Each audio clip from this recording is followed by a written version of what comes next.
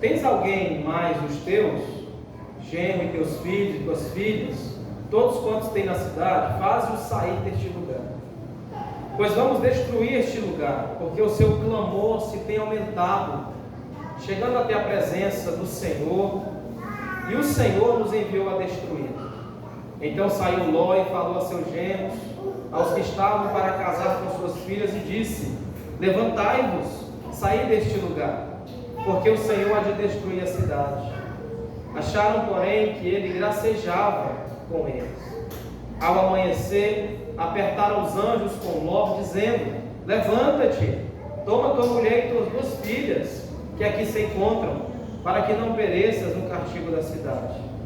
Como, porém, se demorasse, pegaram-nos os homens pela mão, a ele, a sua mulher e as suas duas filhas, sendo-lhe o Senhor misericordioso, e o tiraram e o puseram fora da cidade. Havendo levado fora, disse um deles: livra-te, salva a tua vida, não olhes para trás, nem pares em toda a campina, foge para o monte, para que não pereças.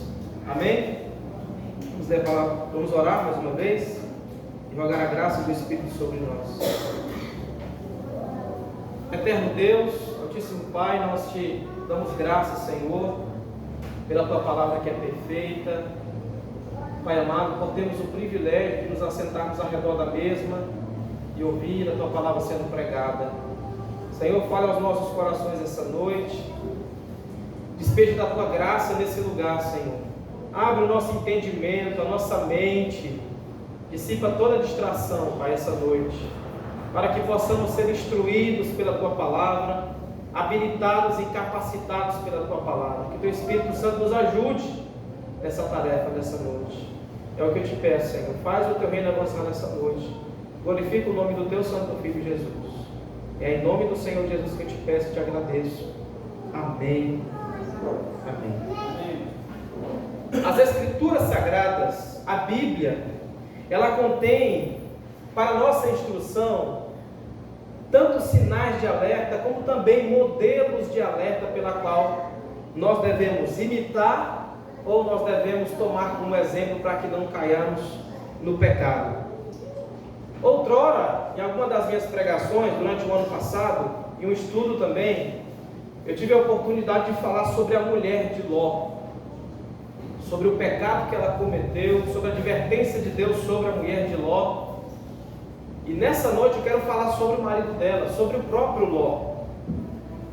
Alguns dos irmãos já conhecem o contexto do capítulo 19 de Gênesis, onde fala da destruição de Sodoma e Gomorra, porque era uma população e uma civilização totalmente tomada à promiscuidade, ao homossexualismo, ao lesbianismo, a tudo aquilo que desagrada a Deus e que é contrário à sua soberana e poderosa vontade. E nosso Senhor Jesus, Ele usa modelo, e Ele fala da mulher de Ló no Novo Testamento, Ele usa esses modelos como alerta para nós, para a igreja, para que nós estejamos atentos à sua ordenança, ao seu mandamento, e para que nós tenhamos cuidado e sejamos sóbrios quanto à fé, quanto à nossa caminhada cristã durante o tempo em que vivemos aqui. O que eu acho interessante, lendo o contexto da mulher de Ló e também do seu esposo de Ló, é os privilégios religiosos que essa mulher teve enquanto esteve aqui na terra. Porque tratando-se da mulher de Ló, nós não estamos falando de uma alma, de uma pessoa que foi salva. Nós estamos falando de uma alma que se perdeu, que foi condenada, que foi desprezada por Deus para toda a eternidade. Por isso que é uma advertência solene, é uma advertência muito séria para a igreja. Jesus tomava o exemplo dela. E olhando, eu fico me fazendo algumas perguntas, do porquê que, assim, pessoas como a mulher de Ló recebem privilégios como esse. A mulher de Ló, ela foi uma das mulheres mais privilegiadas durante seu tempo. No tempo dos patriarcas, em especial no tempo de Abraão, não tinha Bíblia como temos em nossos dias. Deus falava com o seu servo tete a tete, pessoalmente. de forma a que ele ouvia a palavra do Senhor. Deus vinha a encontro com ele e falava com Abraão, entregava a sua palavra, a sua vontade era conhecida a Abraão, a vontade de Deus. Porque, irmãos, tem aquelas pessoas que amam o Senhor Jesus, que querem viver para a glória do Senhor, mas que sofrem uma igreja que não proclama ou prioriza a pregação fiel e verdadeira das Escrituras. Prioriza muito menos uma adoração verdadeira. Tem outros que, pelo contrário, congregam numa igreja bíblica. Tem pastores bíblicos que amam a verdade de Deus, que amam pregar a verdade de Deus e que são fiéis às Escrituras. Mas tem os seus crentes e membros com corações frios, fixados no mundo, muitos escravos do pecado e do diabo. E na verdade essa é uma triste situação da própria mulher de Ló. Uma mulher que se perdeu e que teve tantos privilégios religiosos como ela. Uma mulher que o mundo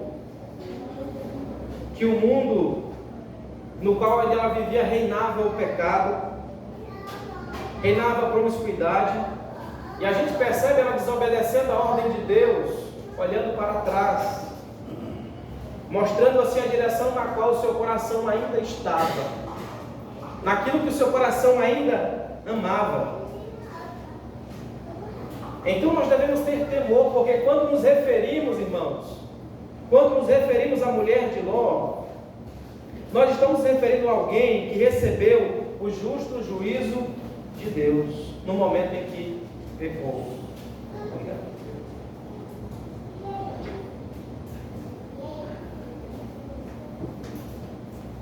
Porque ela foi condenada no momento em que pecou, em que desobedeceu o mandamento divino de Deus. Nós devemos nos lembrar que ter privilégio não faz de nós salvos, não faz de você uma pessoa salva. Participar de uma igreja, dizer que crê em Deus, essas coisas não podem tornar você salvo. Conviver com pessoas piedosas não é uma evidência de que você se tornou alguém piedoso. Não te torna santo isso. Porque nós não devemos banalizar o pecado. Porque o pecado é uma coisa séria. O pecado é algo tão sério que matou o nosso Senhor e Salvador na cruz. O nosso próprio pecado. Tratar com pecado, falar de pecado é coisa séria. E a mulher de Ló, com todos os privilégios que ela teve, de cultuar juntamente com Abraão, de cultuar também com o seu tio, com o próprio Arã, ela desobedece o mandamento do Senhor e recebe o justo juízo ali naquele momento. Mas eu quero falar dessa noite não sobre a mulher de Ló, mas sobre o próprio Ló, que era sobrinho de Abraão. Olhando seu retrato no Antigo Testamento, a gente olhando para o que a Bíblia relata sobre Ló, parece que Ló é um homem mau. Parece que Ló é uma pobre criatura má e perversa, perdida no pecado e na incredulidade do seu coração. Mas não, Ló era um homem crente, um crente verdadeiro, uma pessoa convertida ao Senhor, um verdadeiro filho de Deus, uma alma que havia sido justificada. Ele era um homem justo. Nós entendemos isso olhando no Novo Testamento e vendo aquilo que Pedro registrou em sua segunda carta, no capítulo 2, dos versos 6 a 9. Eu acho que se Pedro não tivesse registrado acerca de Ló nesses termos, nós lendo somente o Antigo Testamento, talvez não diríamos que esse homem era crente, porque esse homem é uma pessoa convertida. Sabemos do relato aqui de Gênesis que os anjos vieram anunciar a destruição de Sodoma e Gomorra. 2 anjos, e ele estava à porta da cidade, recebe aqueles homens em sua casa, e a gente vê aquela sociedade pervertida por causa do pecado, querendo fazer sexo com os anjos, pedindo a que ele tirasse os anjos de dentro da sua casa, para que eles abusassem deles sexualmente. E Ló faz o quê? Eis aqui eu tenho minhas filhas virgens, e eu dou para vocês. Existem algumas atitudes em Ló que a gente pode dizer que não tem como esse homem ser convertido, não tem como esse homem ser crente, ser um filho de Deus. Mas quando olhamos no Novo Testamento, especial resiste na segunda carta de Pedro, no capítulo 2, do verso 6 a 9, ele mostra algumas evidências da graça que havia na vida de Ló. Uma das evidências é que ele vivia em um lugar iníquo, via e ouvia as maldades dos moradores e também não se tornou iníquo como eles. Outra evidência é que a sua alma era atormentada, como diz Pedro, cada dia por causa das obras iníquas daqueles homens. E a gente vê essa evidência da graça como o próprio relato do Salmo 119, no verso 158, onde diz que vi os infiéis e senti desgosto, porque não guardam a tua palavra.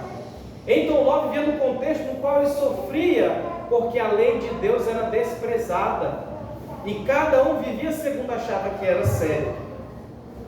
No verso 139 do mesmo salmo, o salmista diz: torrentes de água saem, nascem dos meus olhos, porque os homens não guardam a tua lei.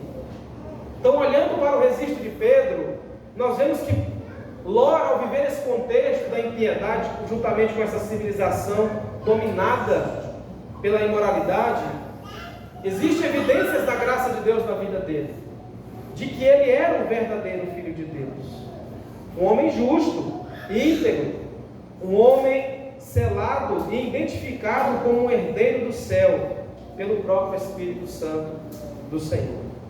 Antes de nós continuarmos aqui, devemos lembrar que um cristão ele pode ter muitas falhas, muitos defeitos, muitas fraquezas, e contudo ainda ser um cristão verdadeiro.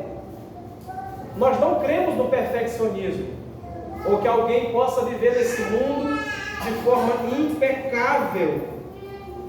Nós entendemos que não devemos desvalorizar a graça por estar acompanhada às vezes de corrupção em algum determinado momento. Devemos manter em mente que Ló era um filho de Deus, apesar do contexto em que ele vivia e apesar da corrupção que vemos como relato do Antigo Testamento na sua vida. Mas o que é que o texto nos diz sobre Ló? Ou sobre o seu comportamento? Principalmente o verso 16. Leia o que diz o verso 16.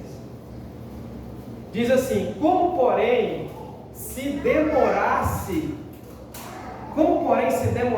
pegaram os homens, os anjos, pela mão a ele, a sua mulher e as suas duas filhas, sendo-lhe o Senhor misericordioso, e o tiraram e o puseram para fora da cidade. O que acontece na parte A do versículo? Ló se demorou, mesmo ouvindo a sentença do juízo de Deus que havia de vir sobre Sodoma e Gomorra. Ló se demorou. Ló, ele conhecia a terrível condição daquela cidade onde ele morava. No verso 13, a Bíblia diz que o clamor de suas abominações se tem aumentado, chegando até a presença do Senhor. Mesmo assim, Ló se demorou a sair da cidade de Sodoma e Gomorra. Ló estava consciente do terrível julgamento que viria sobre os habitantes daquela cidade por causa do pecado deles. Os anjos haviam dito claramente: o Senhor nos enviou a destruir Sodoma e Gomorra. Mesmo assim, Ló se demorou.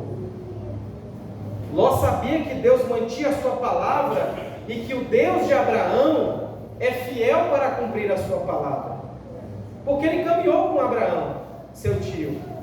Ele já estava informado da questão acerca disso. Mesmo assim, Ló se demorou a sair da cidade. Meditando nesse texto, eu sempre vem à minha mente o atentado de 11 de setembro de 2001 das duas Torres Gêmeas, daquele ataque terrorista que aconteceu nos Estados Unidos. Há relatos, irmãos, de que demorou-se para que todos aqueles dois prédios caíssem por completo. Demorou algumas horas. No momento do impacto caiu uma parte. Com o tempo foi desmoronando, caindo mais e mais. E existe um pastor da Times Square, em Nova York, que trabalhava como bombeiro. E ele estava ali em um dos quarteirões próximo onde aconteceu aquele ataque terrorista. E ele disse que os bombeiros e os policiais gritavam para as pessoas que estavam ali próximas a que corressem pela própria vida delas, a que corressem o máximo que elas pudessem para salvar a sua própria vida, a que elas corressem por amor à sua própria vida. Olhando para o cenário de Ló, nós temos aqui uma civilização tomada pelo pecado. Nós temos visto o meteoro da ira de Deus, o juízo de Deus, que foi proclamado sobre uma cidade ímpia, que Deus iria destruir com fogo e enxofre. E Ló está se demorando para sair de lá. É como se as duas torres gêmeas estivessem caindo sobre nossa cabeça e nós estivéssemos sentados, esperando ela cair em nossa cabeça. Enquanto que os policiais e bombeiros gritam para nós: corra pela tua vida, corra pela tua própria vida para que você seja salvo. Ló se demorou. Ló se demorou. Irmãos, existem muitos filhos de Deus cônscios das advertências do Senhor contidas na palavra de Deus, mas que ainda permanecem no sono espiritual. A palavra de Deus nos adverte de forma séria e incisiva: desperta, ó tu que dormes, levanta-te entre os mortos e Cristo te esclarecerá. Existe uma indiferença entre o povo de Deus, existe uma negligência diante do povo de Deus, tendo em vista o juízo de Deus que há de vir sobre esse mundo, onde nós vivemos em uma sociedade, uma civilização não muito diferente dos dias de Ló. Pessoas tomadas pela iniquidade, pelo pecado, por tudo aquilo que desagrada a Deus. Ideologias que têm sido criadas para envergonhar o caráter de Deus, para tirar a veracidade da palavra de Deus, para mudar aquilo que Deus estabeleceu como verdade. O mundo no qual nós vivemos é um mundo muito parecido com o contexto no qual Ló vivia também. As ideologias, as cartilhas que têm sido feitas pelos políticos para induzir o povo ao erro. E nós estamos como? Sentados em Sião, esperando o juízo vir sobre a nossa própria cabeça. Estamos muitas vezes como Ló, se demorando. Ló se achava muito mais seguro na cidade da impiedade, em Sodoma e Gomorra, sem Deus, do que quanto que fora dela. E a gente vê o registro no verso 16 que Deus foi misericordioso, e aqueles dois homens a tomaram, ele, sua esposa, suas filhas e genros, pelo braço e atiraram da cidade, por causa da misericórdia de Deus. Ele foi lento enquanto que deveria ter sido rápido diante do juízo de Deus. Ele foi relutante enquanto que deveria seguir adiante a ordem de Deus. Ele foi indiferente enquanto que deveria ser interessado quanto à advertência de Deus. Parece quase inacreditável isso. É espantoso para ser verdade, mas é o que o Espírito Santo escreveu para a nossa própria instrução e ensino. Existem muitos semelhantes a Ló entre o povo do Senhor Jesus Cristo. Deus tem dado as suas advertências quanto ao pecado. Deus tem, por meio dos seus filhos, proclamado a verdade do Evangelho, anunciado que o homem se arrependa e creia nele para a sua salvação. E muitos têm sido expostos a isso, semana após semana, ano após ano, mas permanecem ainda na mesma condição, na mesma indiferença, na mesma semelhança que Ló permaneceu. Parece algo inacreditável, mas é uma realidade, é uma verdade. O interesse das pessoas hoje em relação a Deus se dá quando elas precisam de algo. As pessoas só estão à procura da bênção de Deus e não do próprio abençoador, do próprio Deus da bênção. Elas não querem mais, as pessoas do nosso século, servir a Deus em gratidão, reverência e temor, somente por amor ao mandamento de Deus. Mas muitos servem a Deus porque sabem que Deus dá, porque sabem que Deus abençoa. E Deus não quer esse tipo de adoração. Deus, ele rejeita esse tipo de adoração. Essa não é uma evidência de um verdadeiro adorador que adora em espírito e em verdade. Porque Deus não existe para cumprir a demanda nossa, ou atender aos nossos caprichos. O nosso Deus, ele deve ser honrado, adorado, obedecido, reverenciado pelo seu povo. É isso que ele quer da sua igreja. E quando a sua palavra é proclamada, ele requer do seu povo obediência. Ele quer que rapidamente nós viremos as costas para o pecado e retornemos a ele com fé e arrependimento genuíno. E existe hoje, né, esses ataques terroristas evangélicos, vou dizer assim, daqueles que tentam minar a nossa fé e roubar a fé genuína dos verdadeiros filhos de Deus, que pregam um falso evangelho, que anunciam uma falsa mensagem, pautada no capricho daqueles que querem ouvir essa devida mensagem. Mas assim como aqueles policiais, irmãos, que conclamavam em plenos pulmões a que as pessoas fugissem daquele tão grave acidente, daquele ataque terrorista, eu conclamo também a você nessa noite: corra pela tua própria alma, corra pela tua própria vida, corra, meu irmão, do evangelho da prosperidade, corra pela tua vida e da tua família, dessas igrejas que só falam em dinheiro e pedem dinheiro em nome de Deus. Corra desses pregadores modernos que só querem massagear o seu ego e que não tem uma mensagem da cruz, que ameniza o tamanho da cruz, que ameniza a mensagem do evangelho de arrependimento e fé. Fujam dos lobos que prometem prosperidade e só eles prosperam, só eles enriquecem. Corra pelo bem da tua própria alma, corra pelo bem da tua própria família, corra segundo a ordenança do Senhor.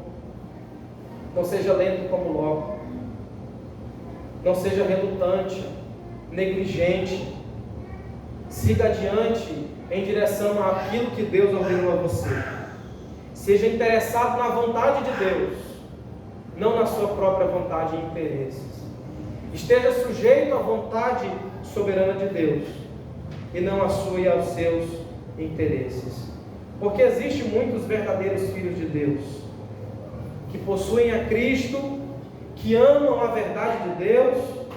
Eles até apreciam a pregação sadia e quando ouvem a doutrina do Evangelho, concordam com cada um dos seus ensinamentos e aspectos. Entretanto, todavia, não vivem à altura do conhecimento adquirido por meio da palavra de Deus. Não vivem à altura desse conhecimento e praticam bem menos do que aquilo que conseguem enxergar com seus olhos. Por exemplo, eles acreditam no céu, mas ainda não desejam de todo o coração, com todo o vigor, não almejam constantemente a presença de Deus. Muitos acreditam no inferno e mesmo assim não temem, não tremem diante do julgamento do Senhor. Eles amam o Senhor Jesus, mas o trabalho que eles realizam para o Senhor Jesus parece algo tão insignificante que pode ser feito de qualquer forma. Esses que são relutantes, que não se apressam quanto fazer a vontade de Deus, eles odeiam o diabo, mas parecem atraí-lo para perto de si mesmo pelo modo como vivem. Sabem que o seu tempo aqui na terra é muito curto e breve, mas vivem como se fosse um tempo longo, como se fosse um tempo extenso. Estes são os que têm em sua mente a noção de que é impossível para os crentes talvez serem tão santos e tão espirituais. Nós não precisamos de tudo isso, irmão Marcos. A gente não precisa de tanta coisa. A gente vai viver o Evangelho, como muitos dizem. A gente não precisa pagar tanto esse preço ou ter essa vida disciplinada.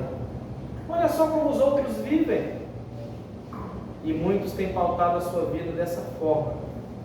E vivendo uma vida cristã medíocre, que não glorifica a Deus. E que facilmente, constantemente, são assoladas e se desviam facilmente da verdade de Deus, por aquilo que o próprio diabo põe diante dos seus olhos. Estes são aqueles que gastam suas vidas tentando tornar a porta estreita um pouco mais larga para poder adentrarem nelas. Que tentam fazer de alguma forma que a cruz seja mais leve, mas nunca são bem-sucedidos nisso que o fazem. Estes são os que não encontram razão em seu coração para lutarem contra os seus próprios pecados. Arraigados, quer sejam na preguiça muitas vezes, talvez no mau humor, na indolência, no orgulho, no próprio egoísmo e na própria impaciência do seu coração, e pecam contra o Senhor quanto a isso. As pessoas não têm mais pecado em nossos dias. E falar sobre isso é motivo de muitas pessoas saírem da igreja. Falar sobre pecado, falar sobre o inferno, as pessoas não querem mais saber dessas coisas. As pessoas querem ouvir coisas agradáveis aos seus ouvidos. E como eu sempre digo, uma pregação que não prega acerca da cruz, uma pregação que não exige arrependimento e fé em Jesus Cristo, essa pregação era na verdade uma anestesia que faz com que você siga mais depressa para o inferno. Isso é na verdade esse tipo de pregação que não anuncia a cruz, o Evangelho e a Cristo. E eu preciso dizer para vocês, semelhante ao juízo de Deus que foi sobre Sodoma e Gomorra, por causa do pecado daquele povo, Deus também irá julgar a todos nós. Deus trará juízo sobre essa sociedade. Deus trará julgamento sobre todos aqueles que envergonham o seu Evangelho, que viram as costas para a oferta da salvação em Cristo Jesus. Deus punirá aqueles que rejeitam o Senhor Jesus e vivem segundo o seu coração, e esses serão condenados para todo sempre. Você pode até querer amenizar essa verdade no seu coração acerca do inferno. Não foram os profetas que falaram sobre isso, mas os patriarcas, os profetas menores, Salomão. Não foram os apóstolos que mais pregaram sobre isso, foi o próprio Senhor Jesus que mais falou do inferno do que do céu. O inferno não é um ponto fictício. O inferno ele não é uma parábola somente, uma metáfora. O inferno é real. É um lugar de choro e ranger de dentes, como Jesus diz em Mateus 8,12. Muitos virão do Oriente e do Ocidente e tomarão assentos com Abraão, Isaque e Jacó no reino dos céus. Porém o filho do reino será lançado nas trevas. Ali haverá pranto e ranger de dentes. Jesus dá descrições claras acerca da realidade desse lugar. E ele diz em Lucas 16:23 que o inferno é um lugar de tormento, onde será despejada a ira santa de Deus. Deus se ira. Você sabia disso? O Salmo 7, versículo 11 diz que Deus é um Deus justo, um Deus que se ira todos os dias. O inferno é um lugar de castigo consciente, inacabável. Não existe em hipótese alguma ideia do tal purgatório, onde a sua alma vai para um lugar e você está sendo purgado pelos seus pecados. Ou talvez a ideia do aniquilacionismo dos ímpios, onde Deus é muito bom e amoroso para mandar pessoas para esse lugar terrível. Nós temos uma parábola no capítulo 18 de Lucas, que evidencia com muito clareza e precisão acerca do inferno e do céu. Você tem o rico e Lázaro, um mendigo. E Jesus mostra com clareza o que será o inferno. Ele pede a que Lázaro molhe pelo menos a ponta do seu dedo e refresque a sua língua, porque ele está em tormentos naquelas chamas. Caros irmãos, o inferno não é uma experiência da ausência de Deus, mas sim da sua presença em desprezar e ira. Deus é fogo consumidor, como diz Hebreus 12, 29. As pessoas dizem que o inferno é a ausência de Deus, e Deus não está lá. Que quem manda para o inferno é o próprio diabo. O diabo não manda em nada. As pessoas já acham que Deus está como que uma cana de braço no diabo. O diabo é criatura. O diabo ele será lançado com o falso profeta e com a besta no inferno, e também será julgado. Quem lança no inferno é o próprio Deus. Jesus diz no capítulo 10 de Mateus: não temeis aquele que mata o corpo e não pode mais fazer nada com a alma. Eis aqui eu vos digo a quem vós deveis temer. Temei aquele que além de matar o corpo tem o poder sim de lançar a alma no inferno. Porque o inferno é o lugar, é o lagar da ira de Deus. Apocalipse toma o exemplo do lagar da ira de Deus. O lagar no primeiro século é um recipiente que até hoje é usado pelos judeus para fazer vinho, o suco da uva, onde é um compartimento feito de barro, hoje de concreto, onde é colocado a uva lá e a pessoa pisa com os seus pés para que saia o suco da uva nos compartimentos. Apocalipse diz que o inferno é o lagar da ira de Deus, onde Deus pisará sobre os ímpios, onde Deus julgará com justiça e retidão a impiedade de todos aqueles que distorcem a verdade de Deus e que adoram mais a criatura do que o Criador. Cristo, com seus pés de bronze, pisará os ímpios, julgará os ímpios por causa dos seus pecados. A verdade é que muitas dessas coisas não abalam o nosso coração. Por quê? Somos muitos terrenos. Nós amamos esse mundo. Nós amamos as coisas que nos dão entretenimento. Vivemos muitas vezes pensando no aqui e agora, aumentando a nossa graduação, aumentando o nosso currículo. E glória a Deus por isso. Mas buscamos isso somente para o nosso bel prazer. Focamos somente no trabalho, em ganhar mais e mais dinheiro. E Jesus está dizendo para nós nessa noite: louco, se nessa noite te pedirem a tua alma, para quem será a tua alma? Do que adianta o homem ganhar o mundo inteiro e ele perder a sua alma? Muitos estão ganhando o mundo, irmãos. Muitos estão adquirindo posses, terrenos, fama. Muitos estão perdendo a sua alma, perdendo a vida eterna, a troca daquilo que é passageiro, terreno, em troca de um prazer momentâneo, ímpio, carnal. Mas esteja ciente que todos esses receberão o desprezo eterno de Deus. A gente vê um amor exacerbado ao entretenimento. A nossa geração é a que mais ama entretenimento. Isso é tão forte no nosso século que as igrejas hoje aderiram a isso. As pessoas não querem uma igreja que não tem parque. Nos Estados Unidos, um falso profeta chamado John Osteen, que gastou milhões em uma igreja, na igreja dele tem tobogã, tem McDonald's lá dentro. E a gente vê hoje igrejas sendo feitas como que shopping center. Não é mais um recinto para glorificar e adorar a Deus. E eu ouvi uma pregação de um grande pregador que já faleceu, pregador metodista, Leonardo Ravenhill. Ele disse que o entretenimento está sendo um substitutivo do diabo para a alegria.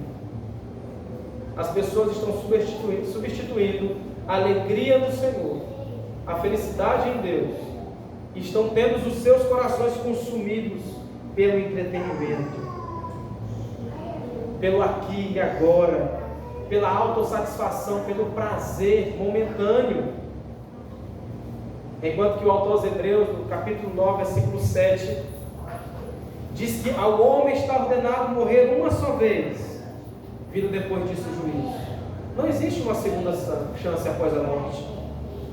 Não sou eu que estou dizendo, é a palavra de Deus. Quando o homem morre, segue-se o julgamento, o juízo, a ira de Deus. E para quem será a sua alma? Você morreu crendo em Cristo? Você crê em Cristo nessa noite? A sua alma se apegou em Cristo de tal forma a que você o ama de todo o coração, que você deseja viver nesse mundo para Ele? Isso, na verdade, irmãos, nessa noite, essa advertência solene do Senhor não é uma demonstração em que Deus não nos ama. Pelo contrário, é uma demonstração do seu amor e da sua misericórdia. Deus, Ele repreende e castiga a todo quanto ama os seus filhos, assim como o pai terreno faz com seus filhos quando comete maldade. Deus também o faz com seus filhos espiritual. Com o seu povo, Ele nos adverte, Ele nos disciplina, Ele chama a nossa atenção, demonstrando o seu amor e a sua misericórdia para com a sua igreja. Em sua misericórdia, Deus nos adverte da realidade da condenação eterna, para que possamos nos voltar para Cristo e encontrar salvação nele. Eis aqui o dia aceitável, eis aqui o dia da salvação. É hoje, agora. Nós não podemos, irmãos, estar em dúvida quanto o destino das nossas almas. Nós precisamos desesperadamente ouvir a pregação do Evangelho e atender a voz de Deus, entregando a nossa vida ao Senhor, entregando-nos para o Senhor, sabendo que Ele, de fato, é o único que pode nos remir de todo o pecado e nos purificar para uma nova vida. Que você possa entender isso essa noite. Não é uma questão somente de ser ríspido, de ser duro. É uma demonstração da graça de Deus conosco. É uma demonstração do seu amor. Jesus disse que aquele que vem a mim, de maneira nenhuma o lançarei fora. Aquele que vem a Cristo. Por que você tem tardado o seu arrependimento? Por que você tem adiado a sua profissão em Cristo? Por que você tem adiado a sua confissão de fé? O ser reconhecido como Filho de Deus diante do mundo. O apóstolo Paulo diz em Romanos 10 que se com tua boca confessares ao Senhor Jesus, em teu coração crer, porque Deus nos salva mediante o crer, nos justifica por meio do crer, pela fé. Ele evidencia isso quando nós professamos, quando nós proclamamos que Jesus Cristo é o Senhor, para a glória de Deus do Pai. Que não existe nenhum outro caminho a não ser o Senhor Jesus, que pode nos levar ao Pai e reatar-nos ao Pai. E meu apelo essa noite a você é exatamente esse: a que você se volte para o Senhor. Talvez esse seja o apelo a nós. Talvez essa seja a última pregação que você ouça. Talvez essa seja a última advertência do Senhor para com você. Quantas você já foi exposto? Talvez essa é a última vez que Deus adverte você. Não sabemos o que pode suceder amanhã. Que você possa se voltar para o Senhor com arrependimento e fé. Clame ao Senhor por misericórdia. Clame ao Senhor pela sua graça. Corra para Cristo. Confesse a Cristo. Se entregue para o Senhor Jesus. E viva a vida para o Senhor. Amém, meus irmãos? Convido você que curva sua cabeça e vamos orar. Quero que você ore, que você fale com o Senhor, que você peça perdão.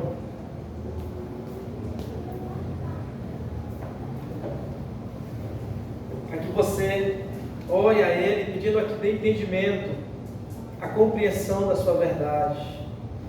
Para que você clame a Ele, rogando que o Espírito Santo habite em você, ilumine o seu entendimento, a sua mente.